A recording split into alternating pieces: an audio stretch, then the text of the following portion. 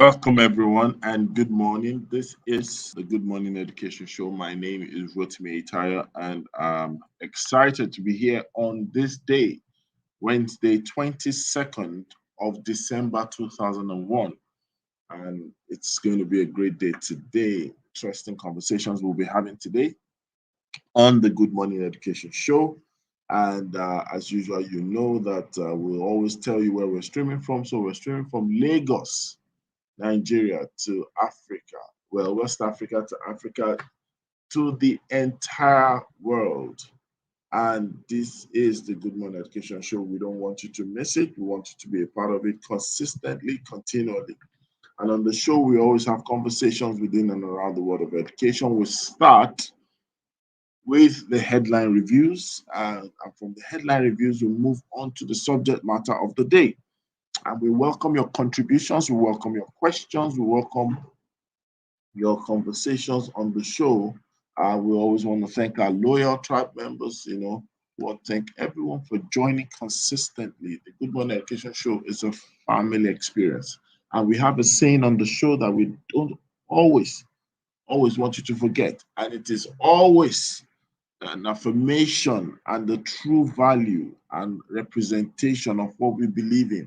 On the show, we always say it's always a great morning on the Good Morning Education Show. And that is the same thing that goes with today.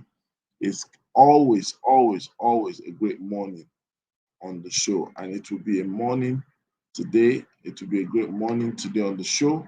And it will be a great day. It will be a great morning for you and I. Thank you all for joining. Please, if you're joining us, please tell us your name, tell us your location, where you're streaming from as we start the show today. Remember, we're going to start with headlines. Our headlines, we're going to start with NECO today. NECO is what we're starting with. And it's said that NECO is now, oh, fantastic. Math educator, good morning. It's always a great morning on the show. Fantastic. Thank you for joining. Thank you. So NECO exams now compulsory for public schools in Cross River. This is coming from the Daily Post, Nigeria. NECO exams, that's the National Examination Council exam, is now compulsory for public schools in Cross River State. That's interesting. And then we now have another headline still on schools and higher institutions. We have something coming from ASU. And it says ASU commences strike in Plateau Varsity. ASU commences strike in Plateau Varsity. And interestingly, someone from that side of the country is joining us. So let me welcome Patron this morning. Good morning. How are you? Welcome to the Good Good Morning. morning. Come on, give me the Good energy. morning. All right. So we're hearing that ASU is commencing strike in Plateau Varsity. Any comments on that? Morning. I'm doing fine. How you doing? I'm very well. So I'm asking, do you have any comments on the ASU strike in Plateau? No, I really don't have any comments. I'm just even seeing it today because last I knew was I thought they were going to like not call on the strike. So I'm just saying this morning. So I'm kind of like, okay. I really don't have much to say. I don't even have anything to say. Okay. So let's move on I to like another your headline. avatar. Thank you. Don't worry, I'll make sure you have one as well. All right. Yes, please. So Niger Kid, I'm sorry, I said Niger Kids. Uni Abuja VC calls for regular assessment of Nigerian professors. Regular assessment of Nigerian professors. Do you have any comments on this?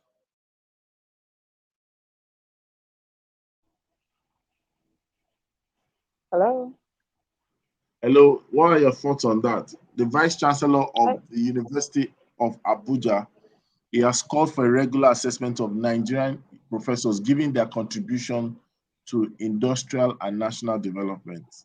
This conversation was I really, in evaluation of accelerating academic-driven growth. So, do you have any comments on that?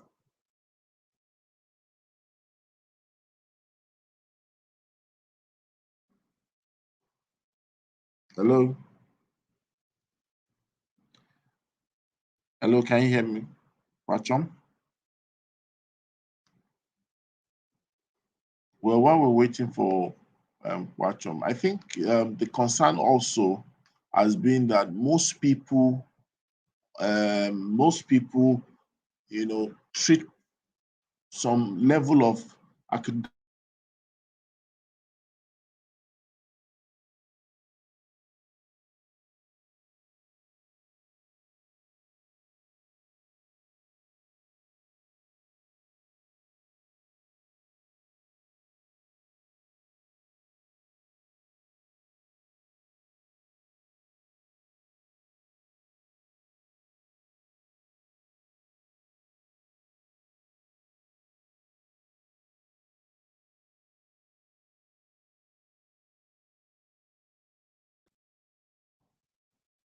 Hello? Yes, so most people treat it like a chieftaincy title. And so what happens is a lot of people get into being doctors, being professors, and it now looks like a destination.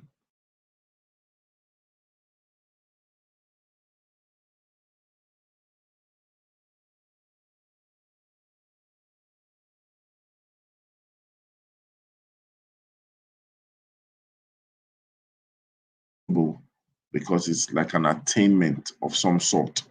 And I think that this is why the University of Abuja has its VC stressing the need for for for regular assessment, you know. And I think that statement is kind of true because most people complain about the dynamism of our curriculum at the higher institution level, at the tertiary institution level. Um,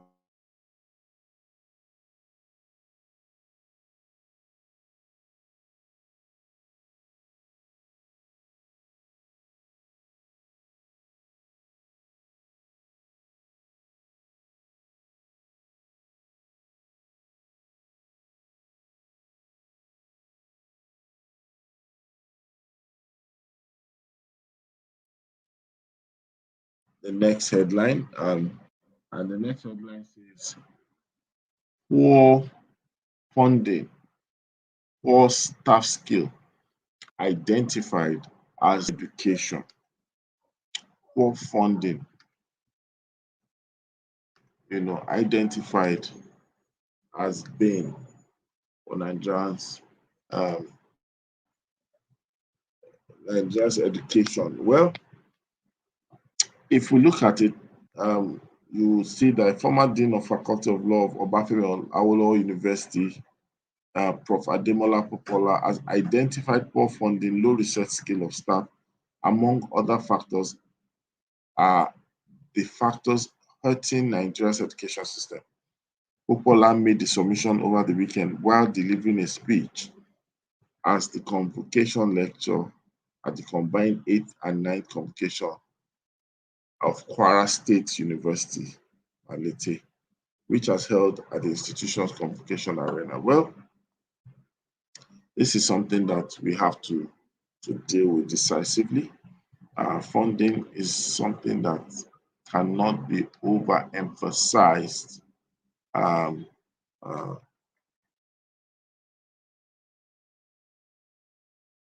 but then we hope that things get to be sorted out across the divide, across the value chain. We need more investment in for this to happen. All right. Next headline says FCTA kicks against foreign curriculum in Nigeria. Nigerian schools. It's an interesting one.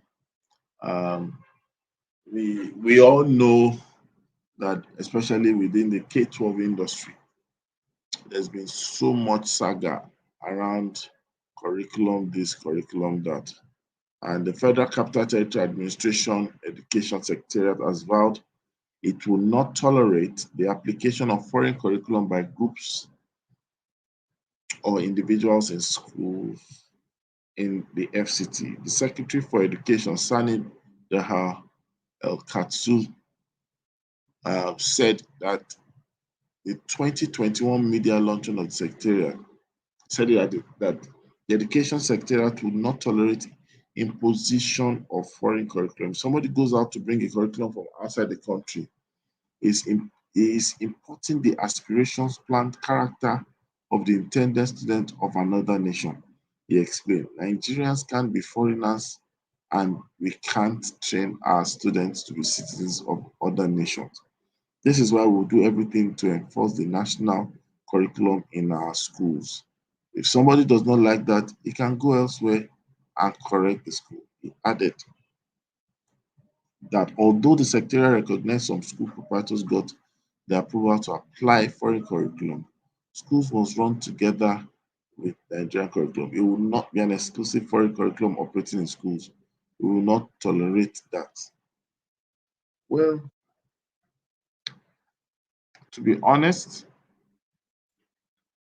this is something that I feel uh, is most likely dead on arrival because you you're talking about maybe FCT, but you're talking about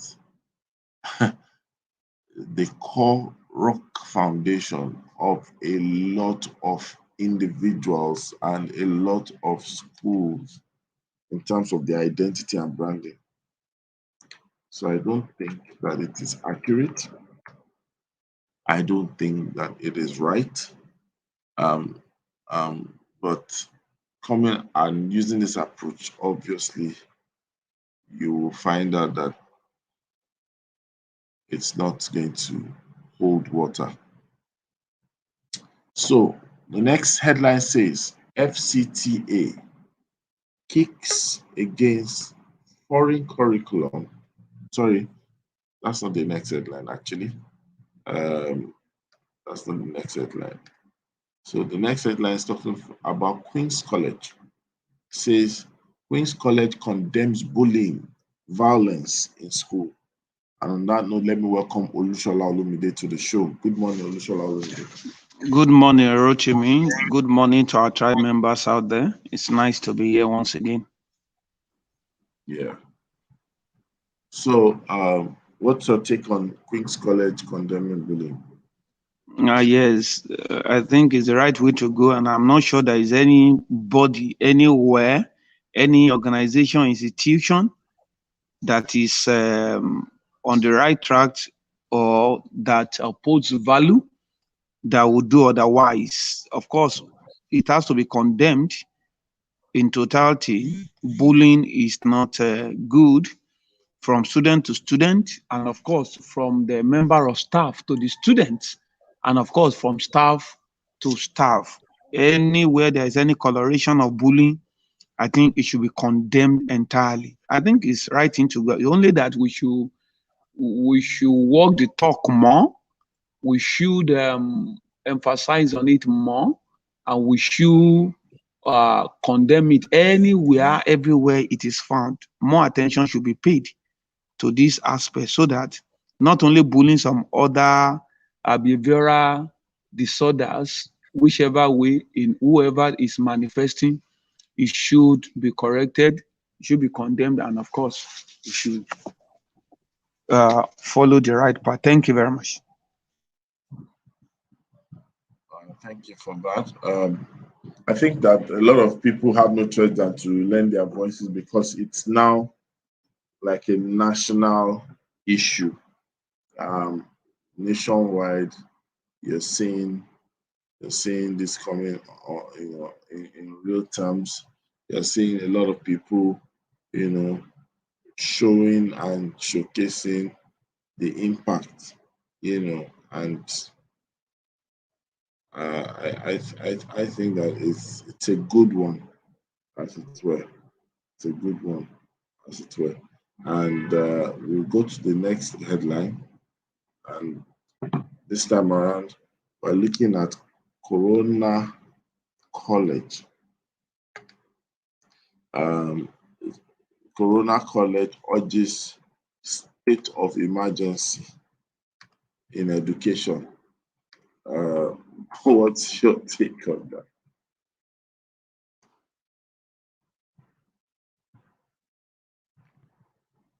Olushola, what's your take on that?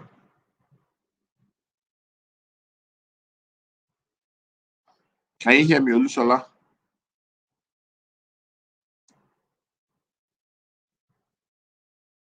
Okay. Let's watch them. Are you back?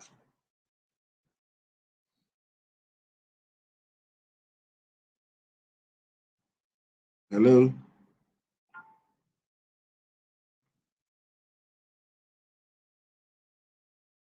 Hello? Hello, can you hear me? Yes. Hello? I can hear you. Yes.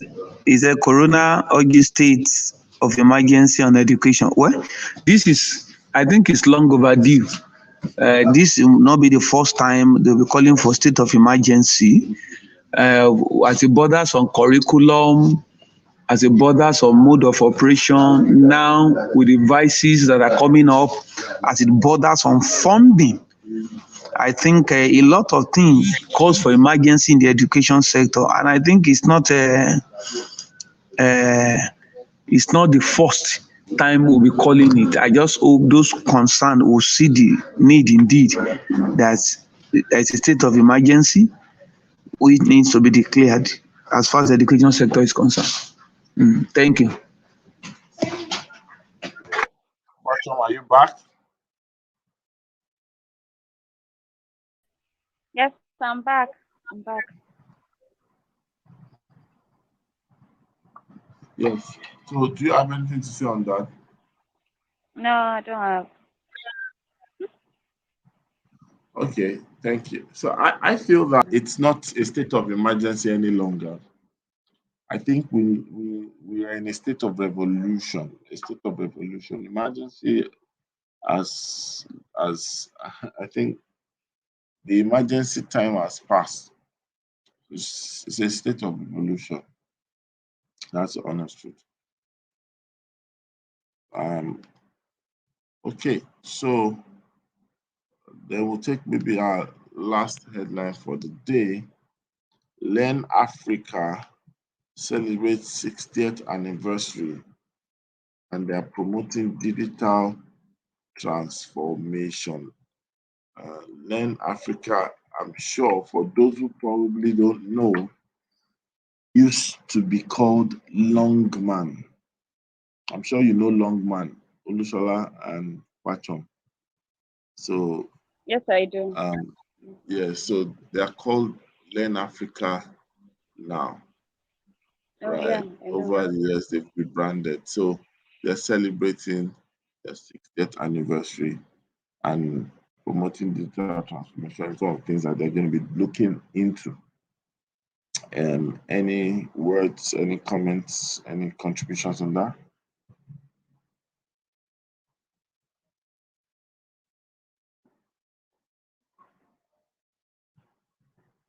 Shola, any contributions on that, please?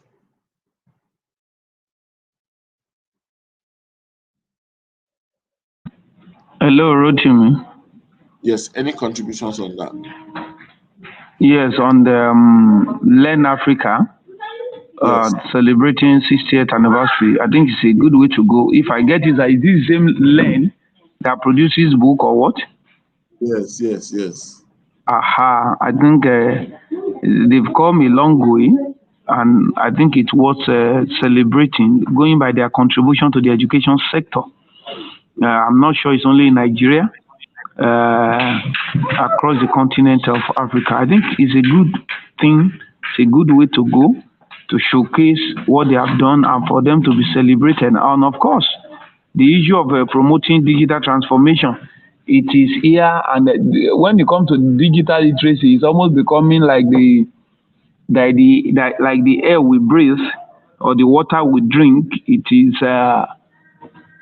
inevitable and it's a way to go. Anybody in any space, as far as education is concerned, if you don't leverage on digitalization, I think that person will be forced out of business and relevance in no distant time. Thank you very much. Okay, thank you. On that note, I would like us to welcome someone from Las Vegas, Nevada. Chichi. Eben, Good welcome to morning, the sir. show. Good morning, Mr. Rotimi. Good morning, Mr. Shola. And good morning, Hmm. everyone. It's good to see Eben.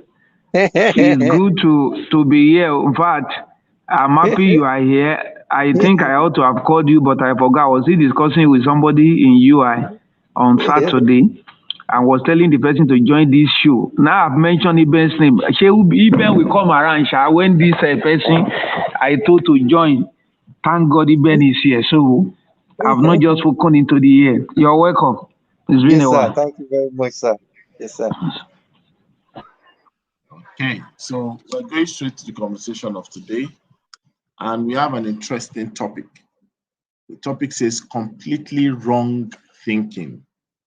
Completely wrong thinking. And this conversation is an interesting one for the purpose of the fact that it's just almost like identifying um, actions, outcomes, and several things that we end up doing and being able to place them in the right quadrant to easily say what exactly has been the way we used our mind, what exactly has been the way we've used our thought and intellect, exactly has been the motive behind the things we do. Is this completely wrong thinking? Is this the right way to go? What are the things that we always see happening in the school space, in the industry space, by regulators, administrators, by businesses at large as well, because it's not restricted to education or schooling, that you can easily say this is a reflection of wrong thinking. Are there myths? Are there biases? Are there preconceived notions? Are there, several things, limiting beliefs that totally showcases the issue and the realities, as well as the impact of what we call completely wrong thinking. I'm going to start today's interview, the conversation with Olushola Olumide. Olushola Olumide, I'd like to hear your thoughts on completely wrong thinking.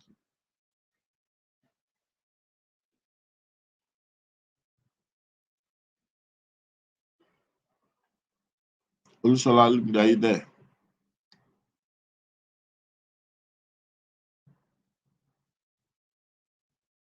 Hello? Shola, are you there? Hello? All right, let's move to Eben. Are you there? Let's hear from Eben. Then I'll come to Patrick. Yes, I'm here. Okay, what's your thought on the topic? This is a very interesting topic, especially in this time that we are actually in. It is a time that critical thinking is very important to be able to be globally compliant and to be able to know whether you are thinking in the right direction or not. And the topic is completely wrong thinking. And one of the area that I would like to bring this topic from is the area of environment. Environment, a lot of time influence our thinking, and most time we think that those things, those decisions we make, those approval of things that we call thinking may not actually be the right thinking or towards advising other people. It may be a total wrong thinking that we did not really pay attention to. Like there was something that happened yesterday on social media, and it actually dawned on me that even when people use this word that education is a scam, it's actually a very wrong thinking. It's an example of wrong thinking. When you use the word education is a scam, when you go to school, this and that, and this statement is being used by almost almost for now about 70% of students in the school environment, especially in the university, when they get there and they observe that what they are studying in school is not the reality of what they are going to be in future, they begin to use that statement. And then there is this particular guy in the social media that was training yesterday, and just because the guy is not that very, it's not even educated at all. When somebody is not educated at all, one of the managers actually used one statement: we are working on your music and we are also working on your thinking at the same time. So that simply means that because the guy is popular, does not mean that does not really mean that his thinking is to be generally accepted by so many people out there. And I observed that the guy is now very popular. His opinion is now begin to be seen as a general advice to people, whereas he's not educated. Apart from being educated by academics, he's not even educated by the by the acceptance of the environment. So sometimes we may be exhibiting nuisance value, and we may not know that those things are just opportunity that the society give us to be able to speak.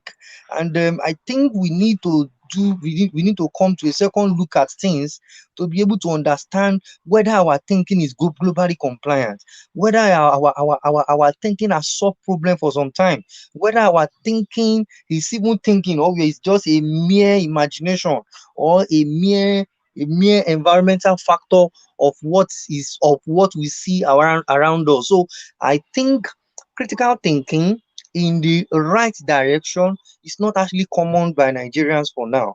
And the one that is being celebrated, the one that is being glorified by a lot of people, worshiping it like anything, is the wrong one. The wrong one from the dressing, the wrong one from the decision of saying that, oh, you have to be a Yahoo boy before you can make it in life, the wrong one by even practitioner coming late to work and justifying it that yes, I'm coming late to work because of this. I have to show my oga that yes, that this and that.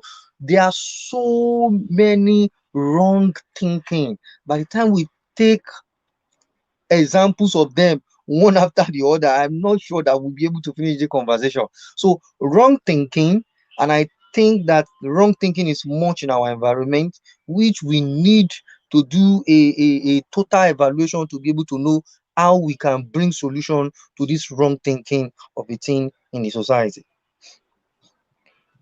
Thank you so much.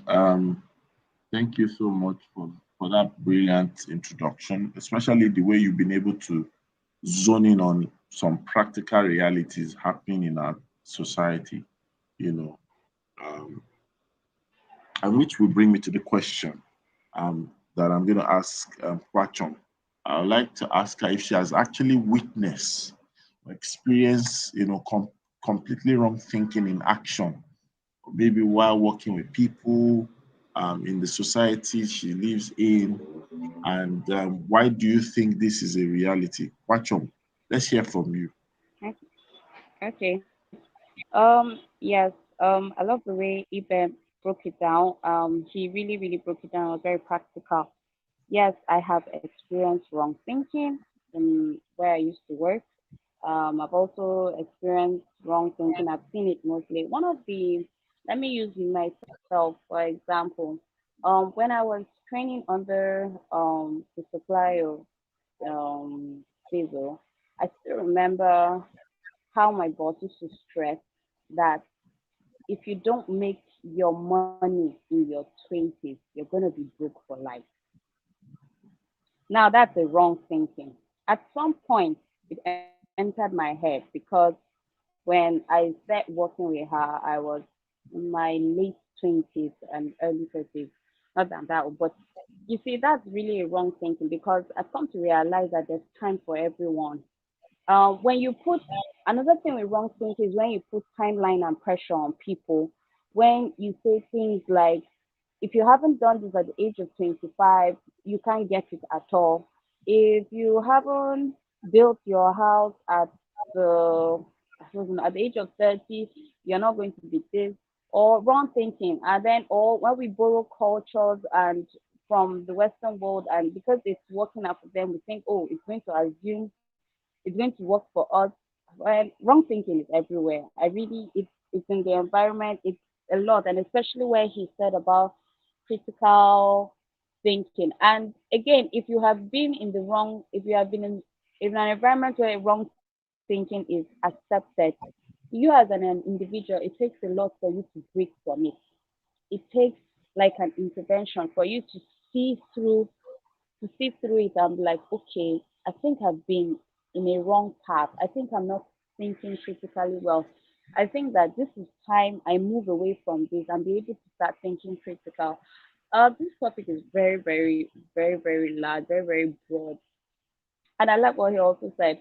He said, we've now started accepting nuisance and celebrating it and oh okay yes this makes sense. No, it doesn't. If you sometimes there are a lot of things I see on social media, I'm like, this thing doesn't make sense. Why is it trending? Why is it moving forward? Why would people even think this is right?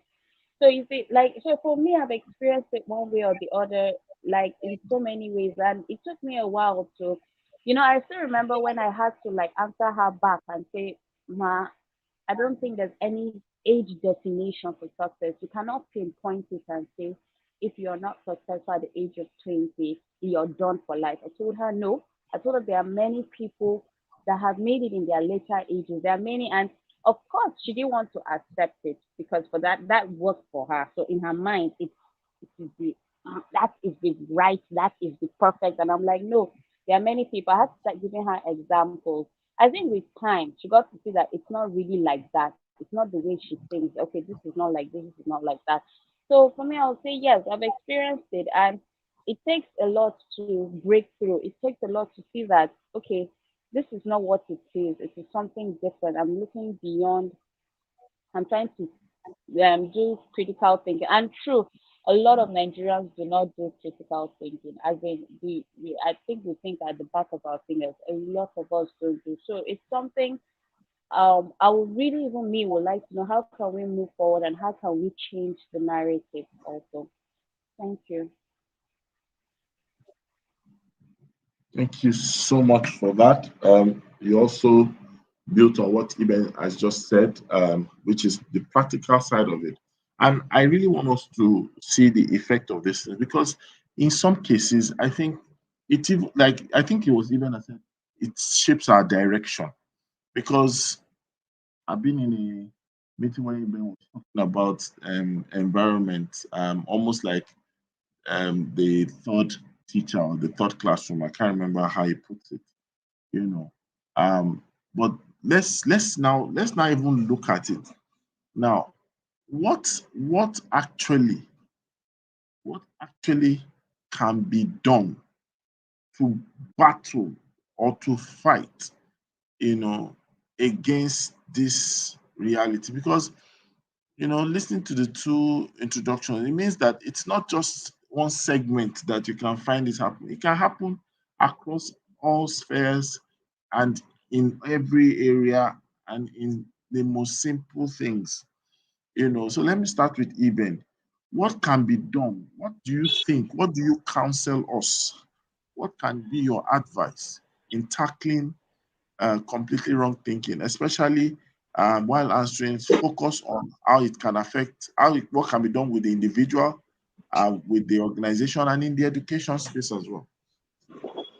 Yeah, thank you very much, Mr. Rotimi. As I said before, wrong thinking can actually be found anywhere, both in the office space, even at home. Sometimes when you are wrong, you are wrong.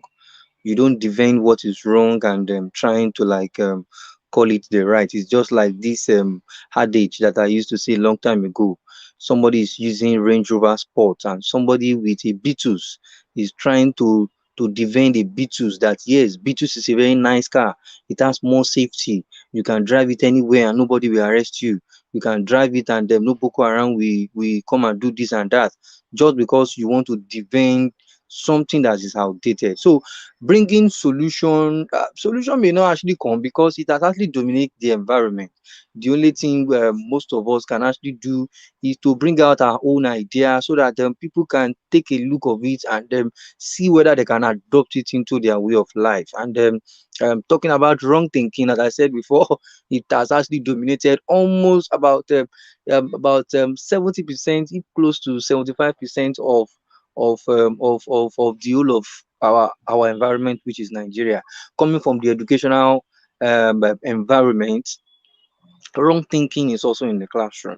The wrong thinking can come from the aspect of an administrator using the word, I don't like to employ graduates in my school. I want to make sure that I employ somebody that does not really know anything. So we are going to train the person. So when we train the person will be able to fit into any of those environments and more. It is wrong thinking. It is good to train, but sometimes those people that have taken their time to be able to be trained as a professional, who will employ them? Are you trying to say that because they are being trained as a professional is a disadvantage to your own organization? That is totally a big time wrong thinking. I've seen a lot of schools doing that right now. They will use the word, no, I don't want to employ somebody with masters. I only need somebody with a degree. Some people even use the word, I don't need somebody with degree. I only need somebody with NCE. Some people even worse thing is that they need somebody with just SSE. So by the time you get to their school, they are going to give the person opportunity to be able to go to part-time school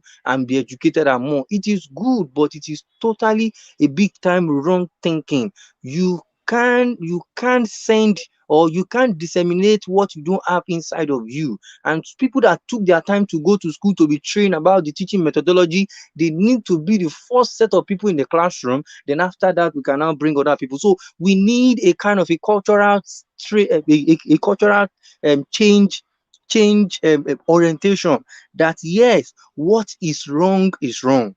We have to take what is right as priority, so that by the time we take it as priority, every other thing can now follow. The first one by administrator should know that politics should not be allowed in school. Favorism should not be allowed in school. This person is from my region. This person is from my church. This person is a Yoruba man. This person is a Igbo man. And this happened a lot in the school environment, because this person is a Yoruba man and this person is a Igbo man. Okay, we have to take this person to be our administrator and more. Imagine there's a particular environment I worked in long time ago, and the person said, I would rather make sure that a Igbo guy or a Igbo woman is my administrator than a Yoruba woman. Why?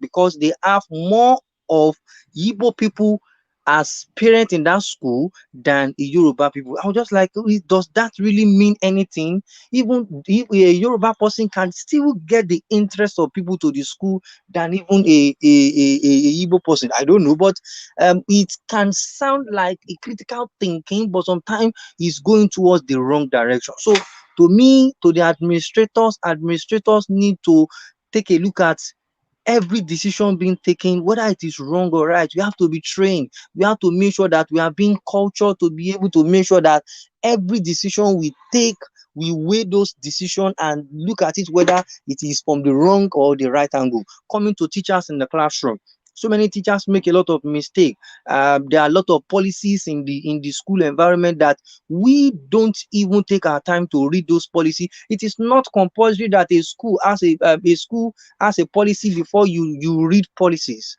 Policies exist in the school environment, and that's why I said if you go through the educational setting, maybe as a graduate, you will understand that policies exist. So if I'm being employed in a school and there are some policies they did not give me as a grand rules, I should ask them. If I did not ask them, I should have it in mind so that when things happen, I'll be able to defend myself. And also, as teachers in the classroom, when a child is wrong, we can look for different way to be able to reinforce the child. So teachers also, I'm also a teacher, so I've tried to also advise myself also as I'm talking like this. So teachers also, we need to make sure that what is wrong, and then making sure that critical thinking should be priority in the classroom. And we know that is our major reinforcement in the classroom, critical thinking. A child that thinks faster is the one that even get almost all the mark in the classroom. So when we are reinforcing that somebody, that's a child that is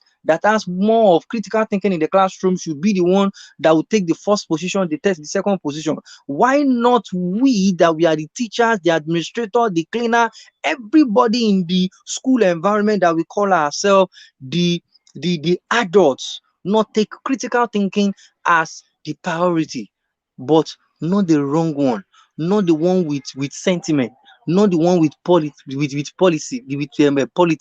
but the one with the goal of making sure that the environment is a place to live, the environment is a place that everybody can find solution to his life. And also coming to the parents, also parents, that one, I think that one, let me just leave it to for us to talk for before I come from the angle of parent, because that one is a very big, is another big area that I don't know whether it's even part of this topic.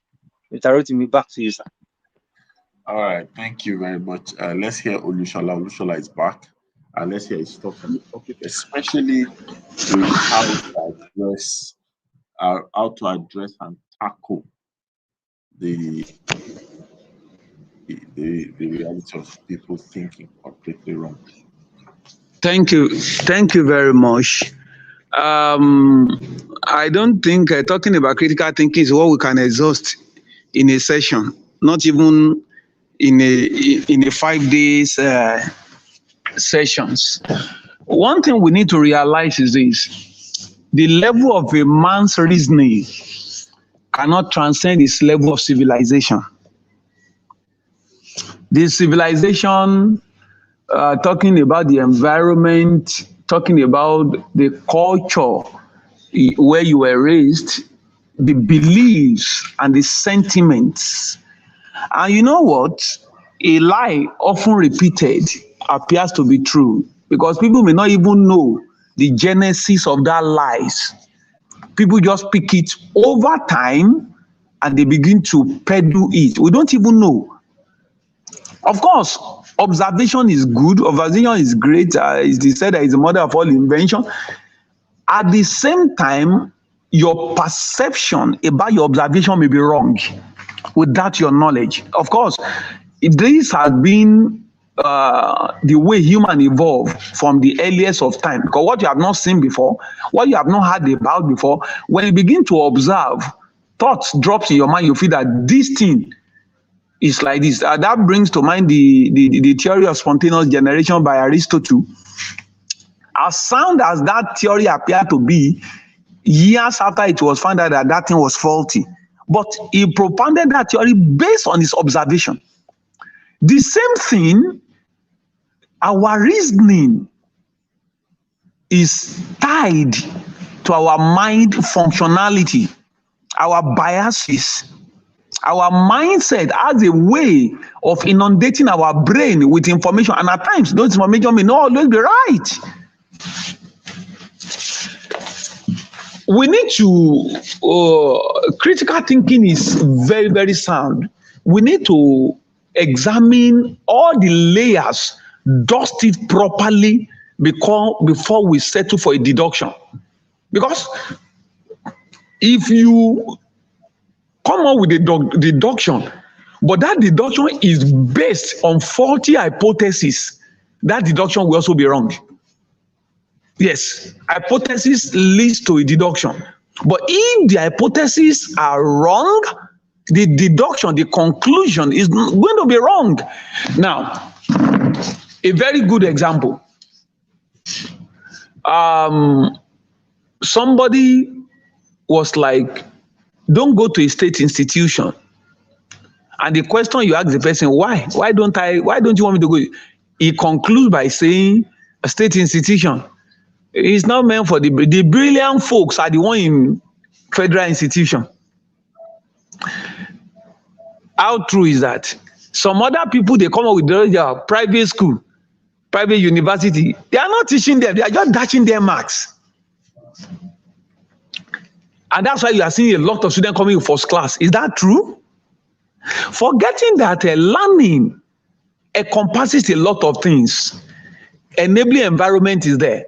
The cordiality of the student and the lecturer, the emotional attachment and connection of student and lecturer makes the student to learn better, because their lecturers are even accessible You can easily go there and ask your question without doing the sign of the cross because you are afraid of your lecturer.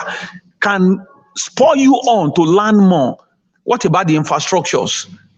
24/7 lightning is there.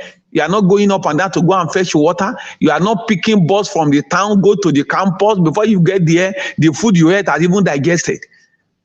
People don't look about many of all these other factors. They only conclude they don't mind people. They'll go to private school. That is why before you say something or before you conclude emphatically, you need to weigh all the options. And it's a pity there are many conclusions that have been made without recourse to all the available options. I will still return back to the issue of the mind. The mind had to be worked upon. The fluidity of the mind matters a lot. Not just being rigid, not being sentimental. If you have a wrong mindset, it's going to affect your perception about things. That means the hypothesis will be wrong, and your conclusion in the final analysis will be wrong. To you, that thing may be right, but to other people who are seeing from other perspectives, who are more enlightened, who are more exposed, who are weighing other choices, it will be wrong to them. And I think making a wrong decision is not as bad as not agreeing that you have made a wrong decision. When people come up with superior argument and you weigh the options and it's logical and reasonable and gives better result, throw away your old archaic decision that is not progressive and align with the new school of thought. I think critical thinking is key, not only for the children, like Iben has said, even for the teachers, for the administrators, for the parents, so that we don't keep making wrong decisions that will not only affect us, but it will affect the people that are tied to our life. Thank you very much. Thank you so much as well. You've also taken it a notch higher, and I believe that people who are listening, I will begin to ask, reflective questions. One thing that I've been able to identify from all that has been said is that we can easily trace the origin of completely wrong thinking from what we celebrate as individuals, as institutions, as a community, as a group, as an association, as a network of friends or network of professionals. What we celebrate sometimes positions what we think is the norm or right. Then, of course, how we communicate, as we're listening to, what Olusola said, I remember, it wasn't just private university, private schools too. People actually identified private schools as adulterated form or system of education, saying that public schools were better and that the students there are going to be spoiled in life, they will not amount to good. These are things that sometimes people just say without empirical findings. Sometimes they say it maybe because they just saw one exception, one case out of millions of people, and then they rush into conclusion. And really, it begins to open our eyes that how do we begin to get people to focus on outcomes? Because I think if our focus is on outcomes, we'll be a bit more critical in our thinking. I'm going to ask Kwachom to give a feedback on that, and then I'll ask the others.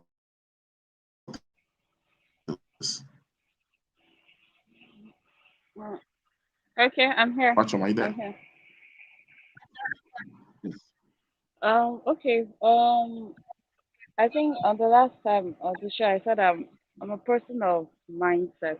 I strongly believe on mindset. Our mindset plays a huge role on how we on the outcome of a lot of things, how we process things, how we see things. As Mr. Olushola said, how you feel because you feel you have done your observation, you think this is right, and when you're around people that are enlightened or superior, you tend to think you wouldn't even want to listen because you feel yours is.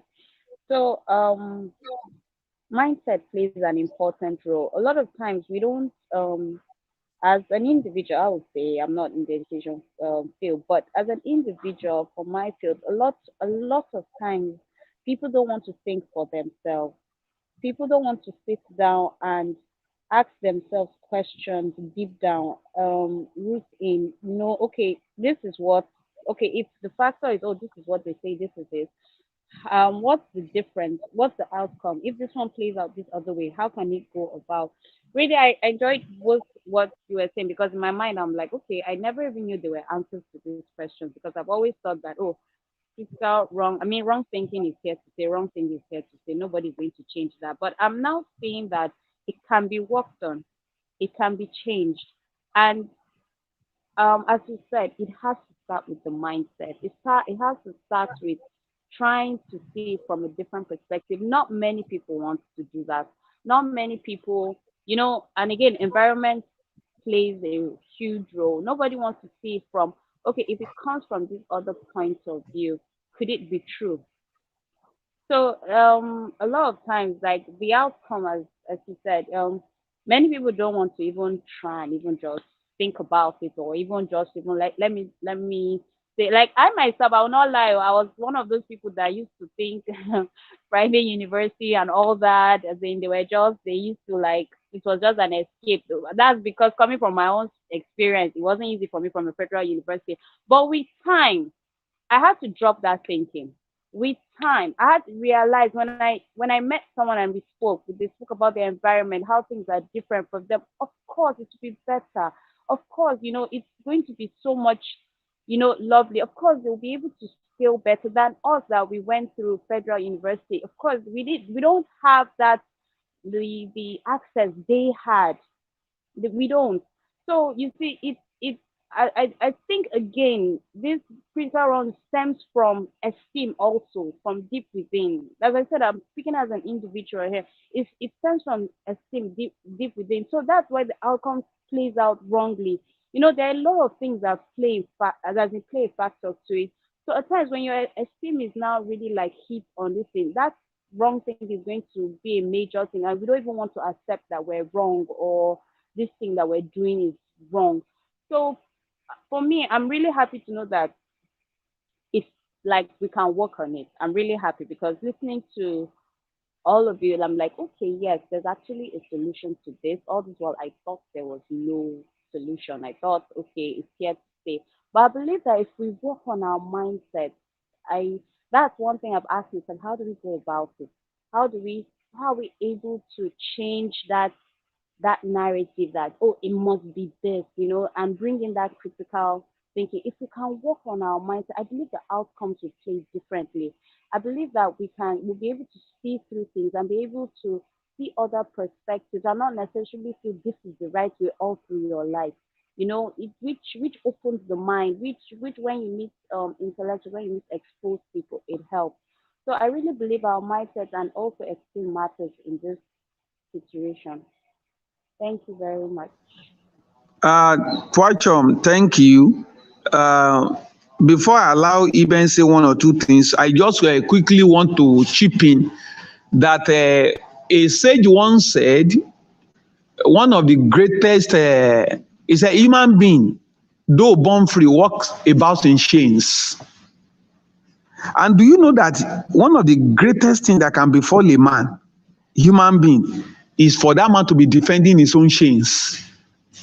That is how the mindset operates. When you are trying to help people, have you not seen people who chose not to go to any other school than a particular institution? Yes, yes. It's either I am in Unilag, I don't go. They will stay home 4 years and they won't go. You know there are parents who, as a result of a sort of status symbol, chooses to take their children to where their colleagues' children are going. Even though where those children are coming from, they are teaching them very well. You are paying 100,000 in this school and they are paying where you are getting result because somebody, a colleague of yours in the office, his children are paying 500,000 in another school, and you want to compete to show that you also have money. You are even less concerned about whether those children will get as much value in that place where you are paying anymore. There are people who pack off the mainland and move to the island because they feel the movers and shakers are living. If you are living on the mainland, you have not arrived. And do you know, mindset can be so loud. No amount of persuasion, those people will tell you, no, no, no, no, no, I really have my reasons. Unfortunately, they will not tell you their reasons. It is the mindset that has tied them down. Somebody is teaching in a particular school. What this one we are talking about, personal development, people with the orientation, well, I can't kill myself. Have you not had people like that? I can't kill myself. This is what they are talking about. What do I? I can't kill myself. And they will remain on the same spot. Only for them to be envying those who are making progress and moving forward. There are other schools, school owners, proprietresses who have a sort of mindset. Everybody has mindset. Only that, is that mindset progressive or is that mindset inhibiting you? And do you know what? Once the mind has issue, the mind has a way of taking the brain. I tell you, hear from me today, all our audience, the brain more often than not is at the mercy of the mind. If your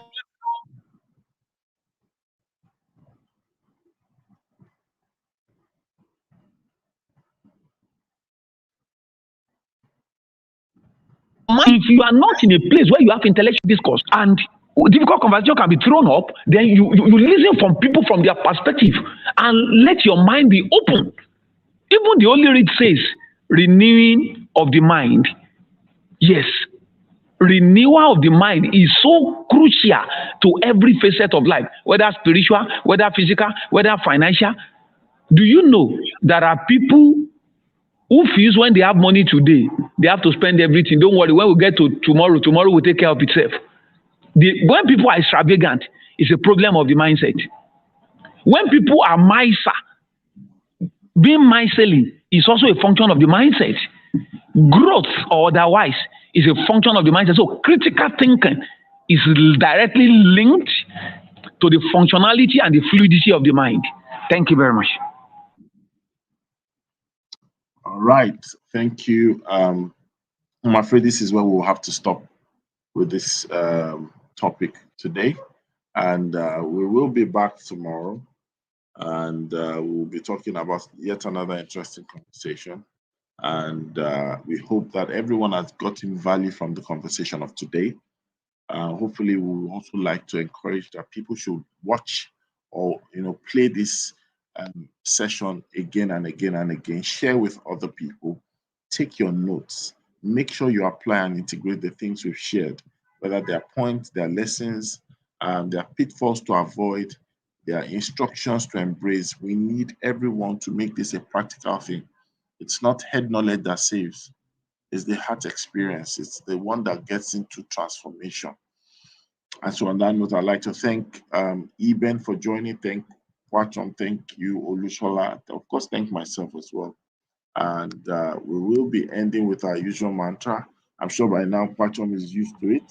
We always end by saying, always a great morning or good morning. So at the count of 3, we will say that. 1, 2, 3. It's always a great morning on the Good Morning Education Show. Bye. Bye, everyone. Thank you. Bye.